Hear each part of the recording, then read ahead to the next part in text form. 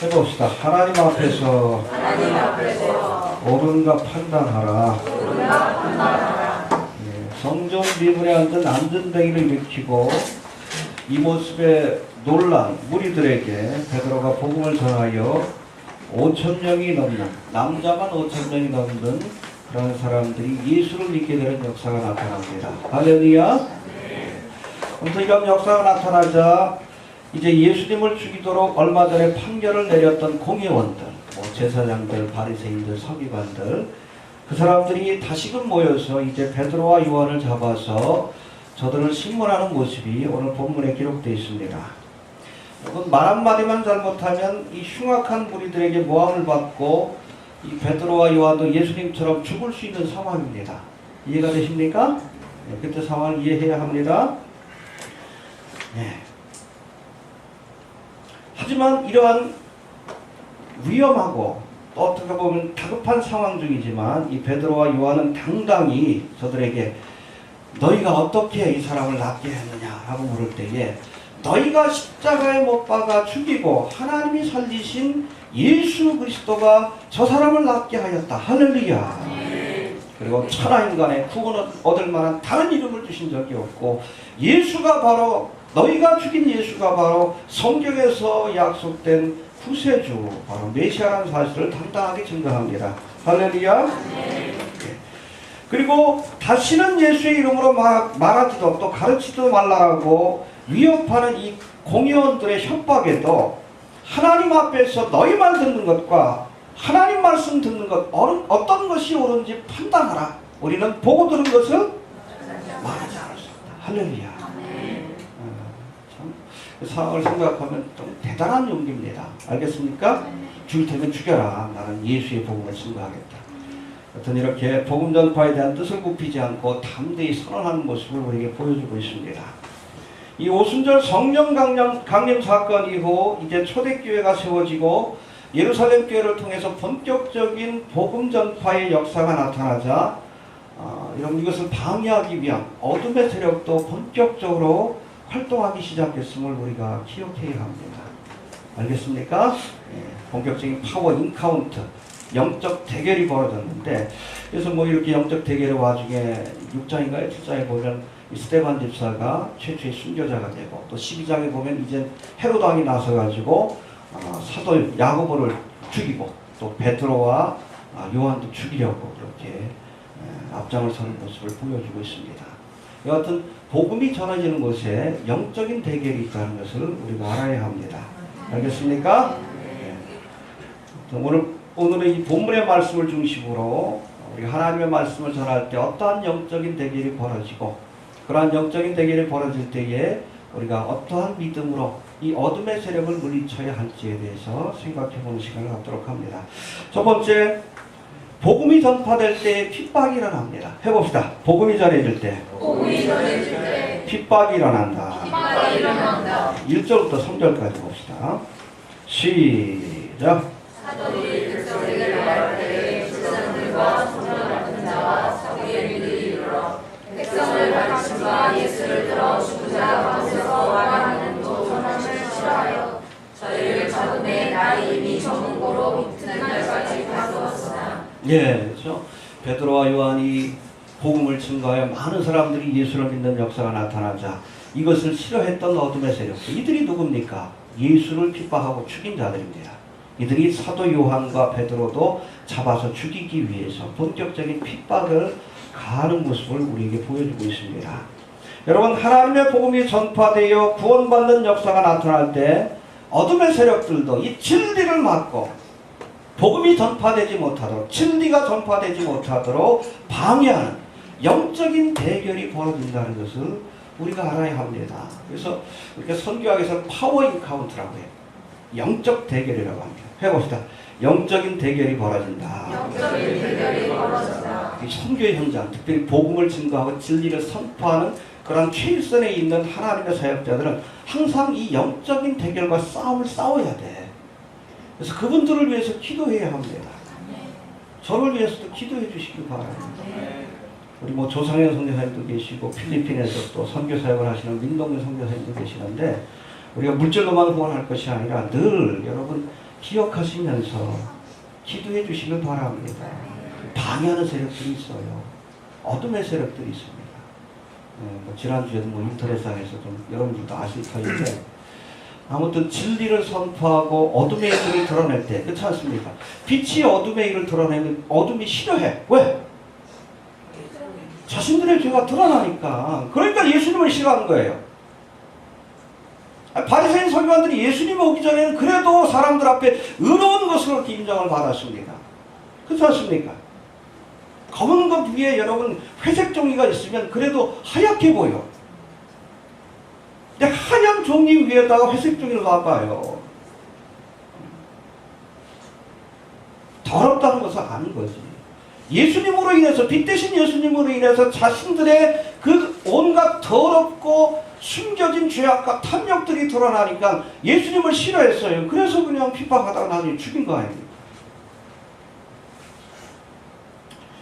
오늘 본문에서도 사도 베드로와 요한이 성전 미문에 앉아 구걸하던 안전병을 일으키고 그렇게 모인 사람들, 이 이적을 보고 모인 사람들에게 복음을 전하여 5,000명이 회개하는 역사가 나타나자 이것을 싫어하고 미워했던 사두개인과 또 제사장들이 저들을 가두어 공의에 넘겼다라고 말씀하고 있습니다. 복음의 빛이 비추자 어둠의 세력들이 이를 싫어하여 복음을 전하는 하나님의 사람들을 잡아가두고 핍박한 겁니다. 그래서 이런 말이 있어요. 선교의 역사는 곧 순교의 역사다. 해봅시다. 선교의 역사는 순교의 역사다. 알겠습니까? 우리가 복음을 들고 나아갈 때에, 하나님의 진리를 선포할 때에 이것을 방해하고 또 복음을 증거하는 하나님의 사람들을 죽이려고 하는 어둠의 세력들이 있다는 것을 기억할 수 있게 되길 바랍니다. 그래서 오직 너희에게 성령이 임하면 너희가 증인이 되리라. 해봅시다. 증인이 되리라. 이 증인이라는 단어가 헬라어로 뭐라고요? 마르티스. 여기에서 순교자라는 이름을 가진 마토라는 단어가 나왔어요. 그러니까 여러분, 증인이라는 것은 내가 증거하는 복음을 위해서 목숨을 거는 사람들입니다. 또 복음을 증거하다 보면 목숨을 내놓아야 될 순간이 있어요. 스데반 목사처럼, 사도 베드로처럼. 이해가 되십니까? 사도 바울도 그를 대신해서 에베소 교회를 책임진 믿음의 아들 디모데에게 복음과 함께 고난을 받으라 라고 권면하고 있습니다. 해봅시다. 복음과 함께 고난을 받으라. 하나님의 말씀과 진리를 전파할 때에 고난이 따를 것이다. 각오해라. 각오해야 합니다. 이상한 일 당하는 것으로 여기도 안 돼요. 원래 그런 거예요. 어떻게 보면 이 고난에 참여한 것에 감사할 수 있어야죠. 그리스도의 고난에 참여하는 것이기 때문에. 또 예수님께서도 의를 위하여 핍박을 받은 자는 복이 있나니 천국이 저희 것이다 라고 말씀합니다. 하나님의 의로운 일, 복음을 증거하고 진리를 선포하는 그러한 의로운 일을 행할 때에 핍박이 있을 것을, 그러나 오히려 그런 핍박을 받는 자에게 복이 있다라고 우리에게 말씀하고 있습니다. 베드로와 요한처럼 고난과 핍박을 각오한 자가 비로소 여러분 하나님의 진리를 증거한 복음의 증인이 될 수 있다는 것을 기억할 수 있게 되길 바랍니다. 알겠습니까? 또 우리가 이 본문을 통해서 또 한 가지 생각할 것은 이렇게 베드로와 요한 사도들을 핍박하는데 누구들이 앞장섰어요? 당시의 종교 지도자들. 하나님의 일꾼을 핍박하는데 하나님의 일꾼을 자처하는 자들이 앞장을 섰다는 거예요. 원래 그런 겁니다. 이해가 되십니까? 예. 항상 교회 역사를 보면 타락한 하나님의 일꾼들이, 자칭 주의 종이라고 하는 사람들이 신실한 하나님의 사람들을 핍박해 왔다는 것을 우리가 알아야 합니다. 구약에 보니까 하나님의 신실한 종인 예레미야 선지자를 누가? 타락한 선지자인 하나냐가 핍박을 했어요. 예레미야 선지자가 멍에를 메고 다니면서 이제 우리가 바벨론의 포로가 될 것이다. 하나님의 심판을 받아들이라. 그때 하나냐가 그 멍에를 딱 꺾으면서 하나님이 우리를 구원하시리라. 참된 하나님의 선지자를 핍박하는데 거짓 선지자가 앞장섰어요. 공생의 당시 바리새인 서기관들, 이 사람들 누구예요? 이스라엘의 종교 지도자를 자처하는 사람들인데 이들이 앞장서서 누구를 핍박해? 예수님을 여러분 모독하고 핍박하고 또 넘어뜨리려고 하다가 나중에 안 되니까 예수님을 죽인 거 아니에요.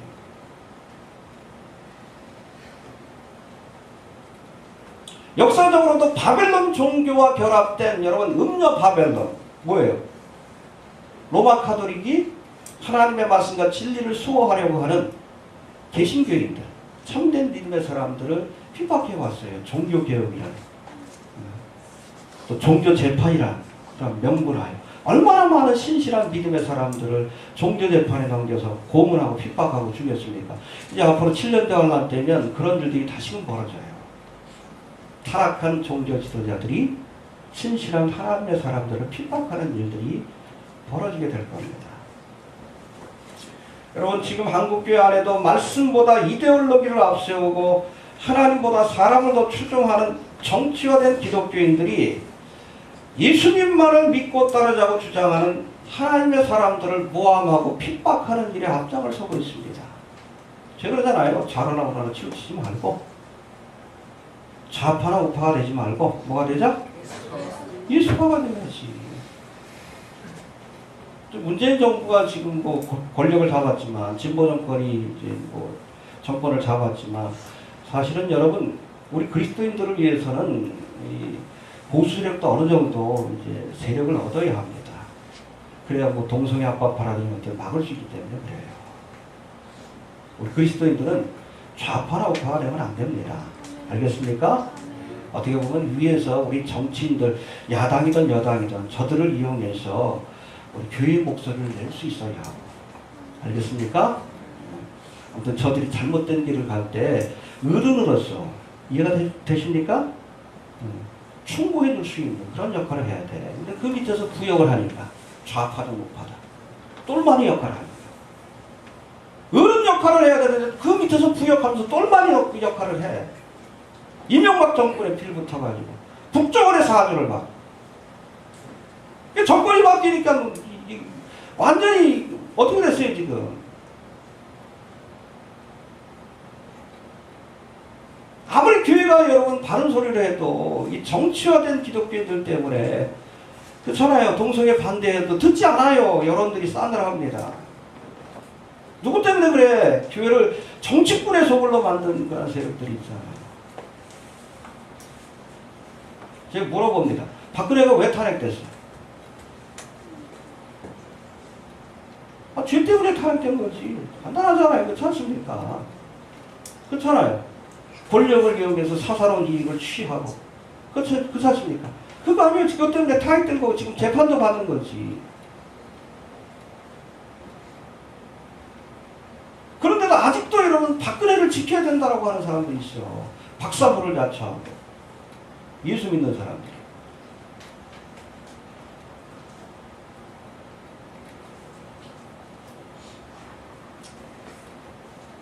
뭐라고 합니까? 박근혜는 죄가 없으며 박근혜를 탄핵하고 대통령이 된 문재인은 대한민국을 이제 빨갱이들에게 김정은에게 바칠 빨갱이들이다. 일반 사람들한테 그런 얘기를 해봐. 바보들이라고 하지. 근데 교회 안에서 그런 주장들이 지금 아이고 참 그러지 말자라 그러잖아요. 제가 그렇죠? 좌파도 우파도 아닌 무슨 파가 되자? 예수. 정치는 중립을 지켜야 돼. 가이사의 것은 하나님의 것은 정교 분리가 많습니다. 그래서 사실은 저도 뭐 대형 교회 뭐 비리라든 문제점은 알지만 그래도 종교인 과세를 반대하는 이유가 거기 있어요. 여러분 교회가 정치에 관여하는 것도 반대하지만 정치가 교회에 관여하는 것, 세상 권력이 교회를 관여하는 것도 반대합니다. 서로 독립적으로 있으면서 견제해야지. 그래야 나라와 민족을 위해서도 국가를 위해서도 이게 건전한 모습으로 서로 이렇게 설 수 있는 거예요. 통제 아래 들려고 하면 그 위험합니다.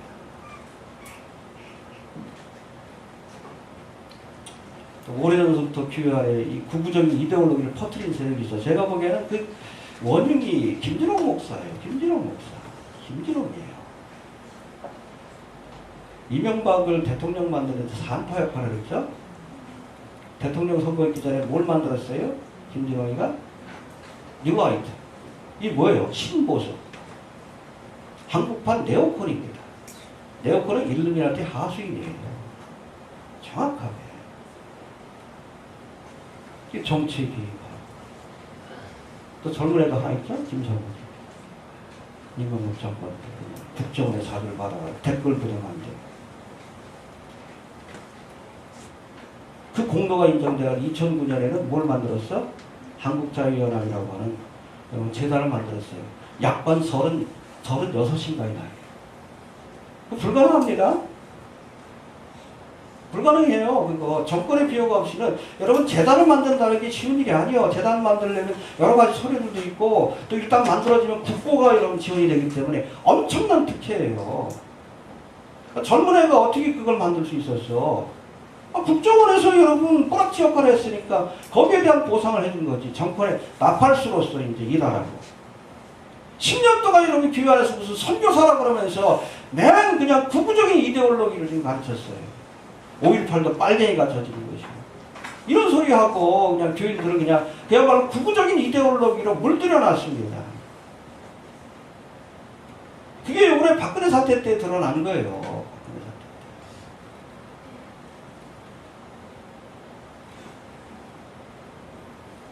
저는 진보도 보수도 아니에요. 합리적인 사람입니다. 말씀 안에서 바로 서지 못하면 여러분 진보건 보수건 예수님이 우선이지. 문재인 박근혜가 우선이 아니에요.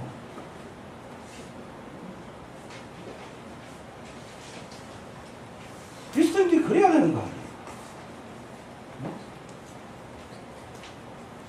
근데 교회를 정치권의 소굴로 만들어놨어요. 자기 정치적인 야망을 위해서. 하나님의 심판이 내려져요.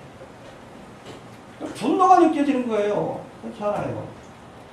교회를 장사꾼의 소굴로 만든 장사꾼들을 보면서 예수님이 분노하셨듯이, 그렇죠? 교회를 정치꾼의 소굴로 만들어놨어. 자기 정치적인 목적을 위해서. 순진한 교인들. 교인들이 무슨 여러분 정치를 알아요? 순진한 교인들 그냥 미혹해가지고 빨갱이들 없애요. 교회가 살 수 있도록 사람들 선동해가지고 그걸 또 고주고대로 믿어. 답답해.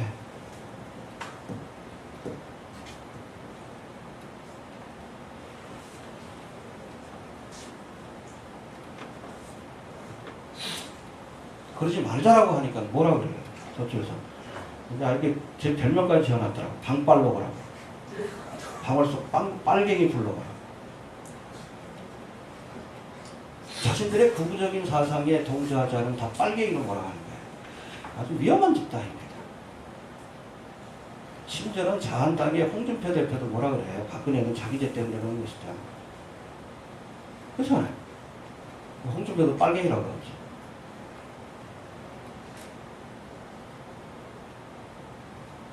어쩌다 이렇게 됩니까? 교회를 가지고 장난을 쳤잖아. 분노가 막 느껴져요. 이런 녀석들 보면 분노가 느껴져요. 신앙이라는 이름으로 포장을 해가지고 사람들을 선동하고. 자유한국 때문에 김성욱이 한국자유연합 거기 보면 대부분 20대 30대 젊은 애들이에요. 아무것도 모르는 기독교인들 젊은 애들. 사상적으로 아무것도 모르잖아. 옛날에 저희 뭐 대학 갈 때 보면 대학교에서 오히려 뭐 주사파나 이런 애들이 뭐 사상교육을 시켰어요. 순진한 애들. 이 김석이는 대학교 그냥 갓 졸업하고 고등학교 갓 졸업하고 대학교 간 애들 얘네들이 구구적인 이데올로기 사상교육을 시켜버린 거예요. 그래서 댓글 부대에 동원하고 안국에서 돈 나오는 지가 챙겼겠지. 자기의 정치적인 기반으로 삼으려고.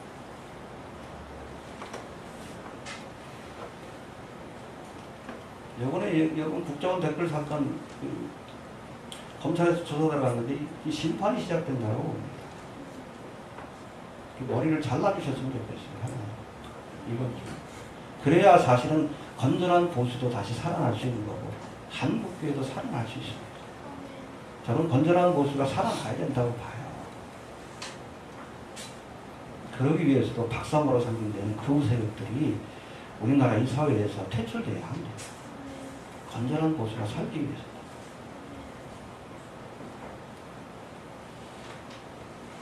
여튼 제자들을 비판하는데 타락한 종교 지도자들이 앞장섰습니다. 역사적으로 계속 반복되는 일들이에요. 알겠습니까? 예, 그래서 여러분 복음과 함께 고난을 받아가라고 권면하고 있는 겁니다. 원래 그런 겁니다. 이해가 되십니까? 예. 그럼에도 불구하고 베드로는 이들 앞에서, 이 공회원들 앞에서도 담대하게 복음을 전했어. 할렐루야. 죽이겠다고 치조하는데 그 앞에서 복음을 전했어. 응?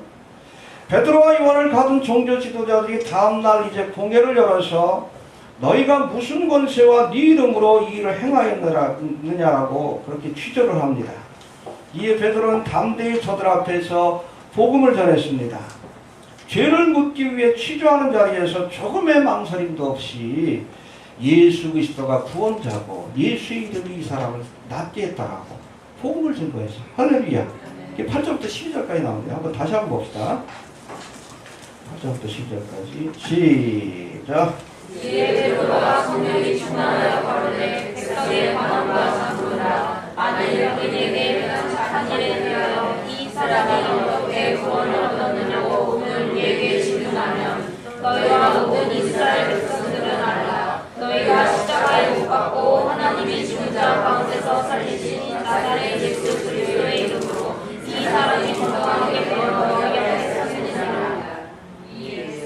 너희 불자들의 머리로서 진노팀이 머릿돌이 되었느니라. 다른 이로서는 구원을 얻을 수 없나니 천한 인간의 구원을 얻을 만한 다른 이름을 우리에게 주신 일이 없으니라. 네. 그렇죠? 12절은 너무나 유명하잖아요. 다른 이로서는 구원을 얻을 수 없나니 천한 인간의 구원을 얻을 만한 다른 이름을 주신 적이 없느니라. 그렇죠? 복음 전할 때마다 인용하는 건데 이걸 누구 앞에서? 공회원들. 이 공회원들이 누구요? 바로 얼마 전에, 몇 달 전에 예수님을 십자가에 죽도록 판결을 내렸던 사람들. 똑같은 사람들이요. 그들이 이런 책잡아 죽이기 위해서 취조하는데 그 앞에서 담대하게 너희가 죽인 예수가 이 사람을 낫게 하였다. 예수 외에는 구원이 없다라고 담대히 복음을 전했어요. 이럴 수 있어요. 베드로도 그랬죠? 뒤에 나오지만. 자기를 취조하는 아그리빠 왕 앞에서.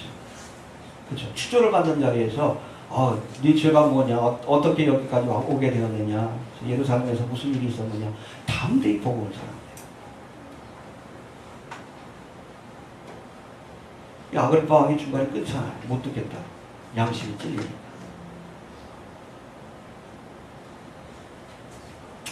때를 얻든지 못 얻든지 말씀을 전파. 어떤 상황이든지 하나님의 말씀을 증거할 믿음의 준비를 할 수 있게 되길 바랍니다. 어느 순간일지 모릅니다. 주어졌을 때 담대하게 예수가 구세주라는 사실을 우리가 전할 수 있는 용기와 믿음의 준비가 있길 바랍니다. 또 네 번째, 베드로와 요한은 이들의 위협에도 굴하지 않았다라고 말씀합니다. 베드로와 요한을 취조하던 종교 지도자들은 베드로가 성령 충만하여 담대히 예수가 그리스도임을 증거하자 저들을 배우지 못한 무식한 사람이라고 생각했다가 이상히 여겼다라고 했습니다. 13절 한번 봅시다. 시작. 저희가 베드로와 요한이 기탄 없이 말함을 보고 그 본래 학문 없는 범인으로 알았다가 이상히 여기며 또 그 전에 예수와 함께 있는 줄도 알고. 네, 이상히 여긴 거죠. 달병이요, 달병. 어떻게 그럴 수 있었어요? 성령께서 말씀을 주신 거예요. 할렐루야. 여기 보니까 학문 없는 아브람마토스라고 되어 있는데 아예 글을 배우지 못한 무식한 놈들. 그렇잖아요. 베드로 직업이 뭐요? 물고기 하는 거니까. 요한도 옆에서 같이 물고기 잡았으니까. 무식할 거라고 생각했는데 보니까 아니에요. 너무나 논리적으로 또 담대하게 복음을 전하니까 깜짝 놀란 거예요. 그리고 또 병 나은 사람이 그들과 함께 서는 모습을 보고 취조하는데 보니까 여기 아마 그 안전뱅이, 고침받은 안전뱅이도 같이 세워놨던 것 같아. 보니까 명백한 증거가 있으니까 그 사람 모르는 사람이 어디 있어. 성전 미문에 앉아있으니까 항상 바리새인 서기관들이 봤던 사람이에요. 제 사람들이. 할 말이 없어. 할 말이 없는 거예요. 그래서 마지막 수단으로 저들을 위협하여 다시는 예수의 이름으로 말하지도 말고 가르치지도 말라라고 경고했다라고 말씀합니다. 18절 한번 봅시다. 시작. 그들을 불러 경계하여 도무지 예수의 이름으로 말하지도 말고 가르치지도 말라 하니. 예, 논리적으로는 도저히 뭐 이길 수가 없으니까. 그렇죠. 명백한 증거가 있으니까. 재판에서 이길 수가 없는 거예요. 그러니까 협박하는 거예요. 근데 이 협박에도 굴하지 않고 뭐라고 합니까? 아주 유명한 말씀인데 우리 19절 20절 한번 봅시다.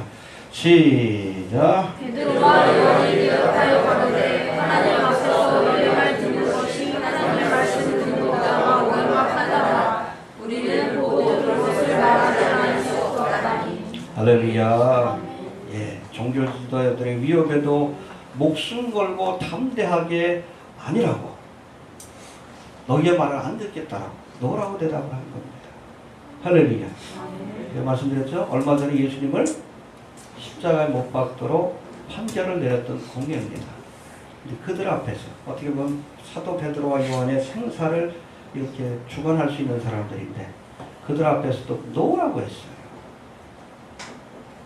어떻게 이런 믿음의 용기가 생겼을까? 세 가지 요인을 우리가 생각해 봐야 합니다. 첫 번째, 성령 충만 받았기 때문에 이런 담대한 믿음을 볼 수 있었던 겁니다. 할렐루야. 8절 한번 봅시다. 시작. 이에 베드로가 성령이 충만하는 가거에 백성의 반응과 잡니다. 예. 사도행전 1장 8절에도 오직 성령이 너희에게 임하시면 따르면 안 된다. 성령이 임할 때 너희가 비로소 권능 받고 예루살렘과 온 유대와 사마리아와 땅끝까지 이르러 내 증인이 되리라. 할렐루야. 마타 목숨 걸고 예수를 전하는 증인이 될 수 있다라고 말씀합니다. 성령 충만 받을 때. 이해가 됩니까?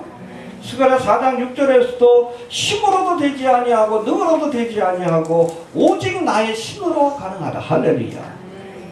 그럼 성령 충만 받아야, 그래야 목숨 걸고 복음을 증거하는 하나님의 사람이, 하나님의 일꾼이 될 줄 어떻게 믿으시기 바랍니다. 6장인가 7장에 보면 스데반의 순교하는 장면이 나오잖아요. 응? 사람들이 몰려가 스데반을 죽이려고 하는데 그들 앞에서도 담대하게 복음을 전해요. 분노한 무리들이 거기 뭐 사도 바울이 있었죠. 돌을 죽이려고 하는데도 얼굴이 환해졌다고 했어요. 거기도 나옵니다. 성령 충만하여. 제가 늘 얘기합니다. 순교라는 것은 내 의지가 하는 게 아니에요. 가끔 보면 뭐 환란전 휴거를 뭐 비판하면서 환란 통과 얘기하고 나는 순교하겠다 그런 사람들이 있는데 그 자신의 의지를 믿는 사람들은 결정적인 순간에 예수를 부인합니다. 내 의지로 하는 게 아니에요. 순교가 성령이 능력을 주셔야지 할 수 있는 거예요. 제 정신으로 못합니다. 성령의 취하니까 합니다.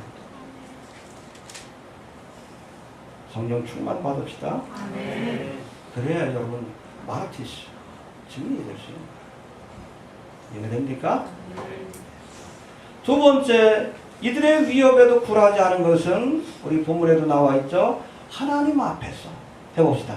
하나님 앞에서 하나님 앞에서 판단해 보아라. 판단해 보아라. 예, 하나님 앞에서가 뭐 라틴어로 코란도 비포가 킹제임스 버전에서는 the sight of God 마찬가지입니다. 하나님 앞에서, 그렇죠? 그리고 사도 베드로와 요한이 이 공회에서 재판을 받고 있지만 궁극적인 재판관은 누구요? 그렇죠. 하나님 앞에서는 저들도 재판을 받고 있는 거예요. 하나님 앞에서 당당하니까 그렇게 목숨 걸고 복음을 전할 수 있는 거예요. 호람대오의 신앙을 가져야 합니다. 내가 하나님 앞에 당당하다면 천만인이 나를 송사한다 할지라도 두려워할 필요가 없는 거예요.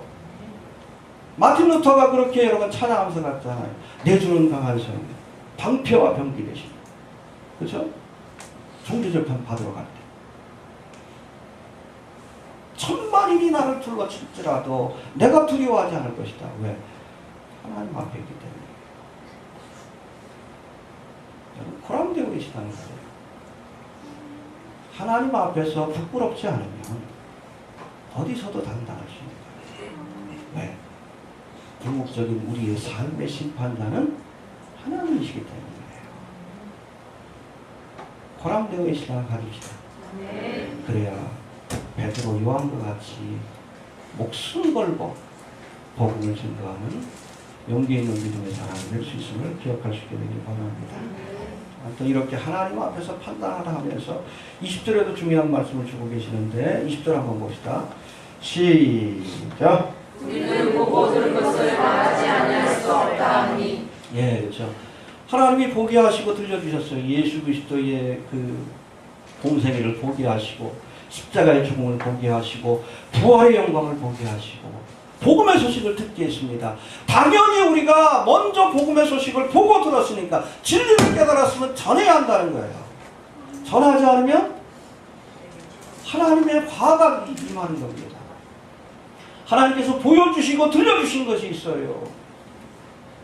저도 인터넷 사역을 시작한 이유가 뭡니까? 하나님이 알게 하셨으니까 전해야지. 전하지 않으면 화가 임하기 때문에 그런 거예요. 혹자는 그래요. 댓글에서 왜 자꾸 김성욱 또 뭐 장진욱에 대해서 이렇게 하느냐. 장진욱이 여러분 그 답이라는 거 알면 당연히 전해야죠. 경계해야지. 내가 몰랐으면 상관없어요. 알았으면 전해야죠. 경계해야지. 그래도 장진욱 따라가면 그 사람 책임이요. 에스겔 33장에 나오잖아요. 악인들에게 경고했는데 여러분 듣지 않고 회개하지 않다가 멸망하기를 가면 그 핏값은 그에게 돌아가는 거예요. 하지만 내가 그에게 경고하는 사명을 선지자로서 감당하지 않으면 그 핏값은 나에게 닿는다고 했어요. 저는 심판받지 않는다고 전하는 거예요. 왜? 보게 하시고 듣게 하셨으니까 전해야지.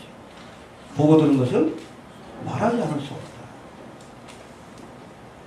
이 마지막 때라는 것은 우리에게 보게 하시고 듣게 하시고 알게 하셨으면 전해야 하는 책임이 있어요. 전하지 않으면 화가 임할 것이다. 문득병자들이 그랬잖아. 기쁜 소식이 있는데 전하지 않고. 해봅시다. 전해야 한다. 전해야 한다. 그렇습니까? 김성욱이가 10년 동안 한국교회를 그냥 구구적 이데올로기로 이렇게 어떻게 보면 사상교육을 시켜가지고 아주 이상한 정치꾼의 소굴로 만들어 놓은 거. 이게 여러분 악한 행위잖아요. 이거 전해야지. 그래야 미혹에서 빠져나올 수 있죠. 전에도 여러분 그 사람들이 안 듣는 거 전 상관없어요. 죽이신 아가페가 듣든 안 듣든 상관없어요. 제가 왜 전합니까? 내가 심판받지 않으려고 해요. 간단하죠? 결과는 상관없어요. 관심 없습니다. 회개하든 회개하지 않든.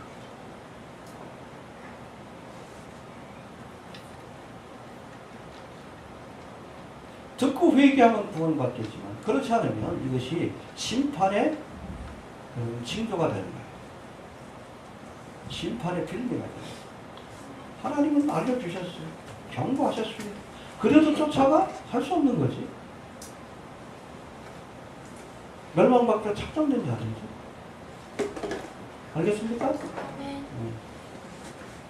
마지막 권고라고 했잖아. 그걸 또 뭐 장재민이가 또 차단을 해가지고 다시 올렸는데.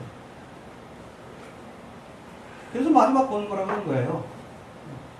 난 너희들한테 해야 될 일 다 했다. 죽이신 아가페 너희들한테 할 일 다 했다. 거기에 대한 책임은 여러분 운영자가 감당해야 합니다. 제가 그랬죠? 하나님의 사역을 잘 감당하면 상급이 크지만 잘못 감당하면 여러분 소자 중에 하나도 실족해 하면 연장의 뜰을 메고 바다에 빠지는 것이 납니다. 제가 늘 얘기합니다. 목사로서 구원받는 사람 많지 않습니다. 책임이 큽니다. 그 핏값을 찾으시기 때문에 지금이라도 회개하면 구원받을 가능성이 있죠. 그렇지 않으면 제가 보기엔 멸망받기로 작정된 자들입니다. 여기까지 보여주고 깨닫게 해도 인정하지 않는 것. 이미 양심에 환멸받았고 하나님이 심판하기로 죽이기로 작정하셨다고. 보고 듣게 하셨으니까 전하는 거야. 내가 몰랐을 때 못 전했지. 전할 필요도 없는 거고. 왜 알려주십니까? 선지자에게. 전하라고. 그럼 마지막 때인 걸 깨달았으면 전하세요. 안 들어도 전해야 돼. 왜? 내가 심판받지 않게. 예수님이 33장에 나옵니다. 내가 심판받지 않기 위해서라도 열심히 전하시게 되길 바랍니다. 이것을 다 보고 들은 것은 전하지 않을 수 없다. 할렐루야. 네, 그런 믿음을 가지시게 되길 바랍니다. 마지막으로 사도 베드로와 요한이 담대히 위협 속에서도 복음을 증거할 수 있었던 것은 부인할 수 없는 표적들이 있었기 때문이라고 오늘 본문은 말합니다. 우리 14절 한번 봅시다. 14절 시작. 또 많은 사람들이 그들과 함께 섰는 것을 보고 일어나는 말이 없는지라. 예, 16절도 봅시다. 시작. 이 사람들을 어떻게 알고 저희로 인하여 유명한 표적 나타난 것이 예루살렘에 사는 모든 사람에게 알려졌으니 우리도 동일할 수 없느니라. 예, 베드로와 요한은 억지로라도 그냥 재판에 걸어가지고 그냥 뭐 어떻게 뭐 감옥에 가두든지 죽이든지 하고 싶은데 못해. 왜? 부인할 수 없는 표적이 나타나기 때문에. 우리 하나님의 사역자에게는 하나님의 표적이 나타나요. 알겠습니까? 부인할 수 없는 표적이 나타나서 이 표적을 통해서라도 대적을 물리칠 수 있는 그런 역사가 나타나야 합니다. 알겠습니까? 우리의 삶 속에서 날마다 하나님이 함께 하시는 표적이 나타나길 바랍니다. 우리 주는 교회도 표적이 나타나길 바랍니다. 우리가 인터넷을 통해서 사역하는데 하나님의 표적이 나타나길 바랍니다. 알겠습니까? 저는 이번 김성욱이 뭐 재판에 넘겨진 거 하나님의 표적이라고 봐요. 하나님께서 역사하시는 거예요. 10년 동안이나 교회를 이렇게 사상을 이렇게 무장을 시켜놨어요. 말씀이 아닌 이데올로기를 오염시켜놨으니까 하나님께서 심판하시는 표적을 보여주는 거예요. 까불면 너희도 죽는다.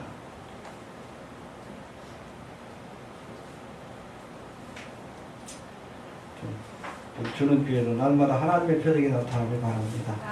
정리합니다. 다시는 예수 그리스도의 이름으로 복음을 전하지 말라고 위협하는 공회원들을 향해 베드로와 요한은 하나님 앞에서 너희 말 듣는 것과 하나님 말씀 듣는 것 어느 것이 옳은가 판단하라. 우리는 보고 들은 것은 말하지 않을 수 없다. 할렐루야. 이 믿음으로 담대히 목숨 걸고 복음을 증거하고 이 믿음으로 사역하다가 수많은 사람들을 하나님께로 인도한 줄 모르게 믿습니다.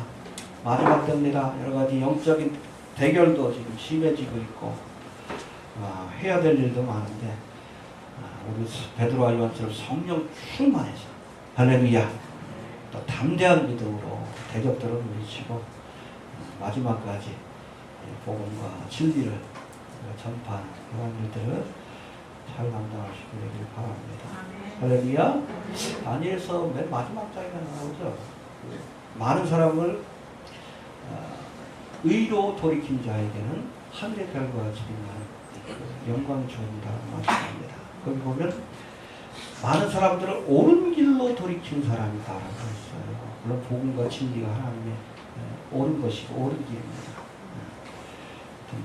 인터넷 사역을 통해서도 제가 늘 기억하는 말씀이 바로 그겁니다. 이데올로기로 잘못된 일로 간 사람들, 담이라고 왜곡된 사상을 한 사람들은 우리가 옳은 길로 돌이키는 일을 우리가 감당해야 합니다. 듣든지 그 상황을 감당할 때 하나님께서 우리 주는 교회를 비록 작은 교회지만 그렇죠? 기억하시고 마지막 때 귀 사용해 주실 줄로 그렇게 믿습니다. 주신 말씀부터 기도합니다. 하나님 은혜를 감사합니다.